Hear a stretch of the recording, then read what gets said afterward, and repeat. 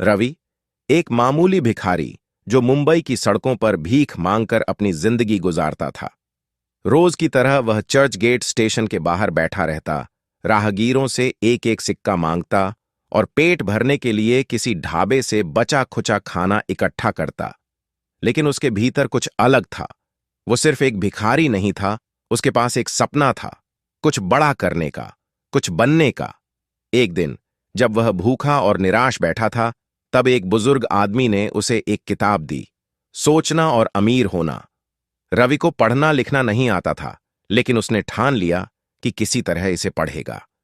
उसने स्टेशन पर किताब बेचने वाले एक बूढ़े दुकानदार से दोस्ती कर ली, जो हर रात उसे किताब पढ़कर सुनाता।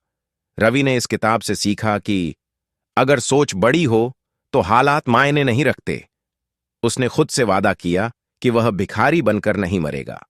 रवि ने भीख मांगना छोड़ दिया और स्टेशन के बाहर जूते पॉलिश करने लगा।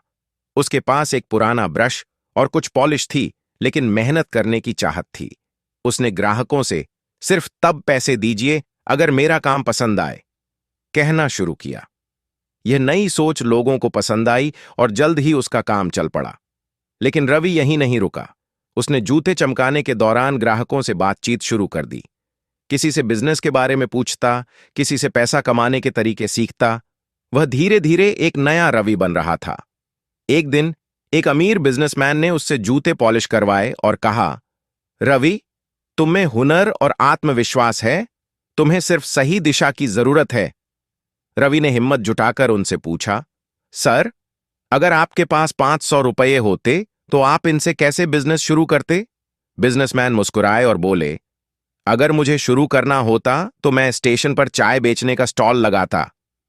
यही वह पल था जब रवि के दिमाग में बिजनेस का आइडिया आ गया। रवि ने अपनी छोटी सी बचत और कुछ उधारी लेकर स्टेशन के बाहर एक चाय का ठेला लगाया। लेकिन उसने इसे अलग बनाया। वह चाय के साथ फ्री मोटिवेशनल बातें भी देता था। वह ग्राहकों को उनकी लाइफ में आगे बढ़ने की टिप्स देने लगा। लोग उसकी चाय पीने के साथ साथ उसकी बातें सुनने आने लगे। धीरे धीरे उसकी चाय मशहूर हो गई और उसने अपने स्टॉल का नाम रखा, सक्सेस वाली चाय। कुछ महीनों में ही रवि का बिजनेस इतना बढ़ गया कि उसने 3 और स्टॉल खोल ली। फिर एक दिन वही बिजनेसमैन जिसने उसे आइडिया दिया था दोबारा आया। रवि ने उन्हें धन्यवाद दिया और कहा, सर, अब मैं सिर्फ चाय नहीं बेचता, मैं लोगों को आगे बढ़ने की प्रेरणा भी देता हूं। आज रवि एक सफल बिजनेसमैन है, जिसके पूरे शहर में सक्सेस वाली चाय के 50 से ज्यादा आउटलेट हैं।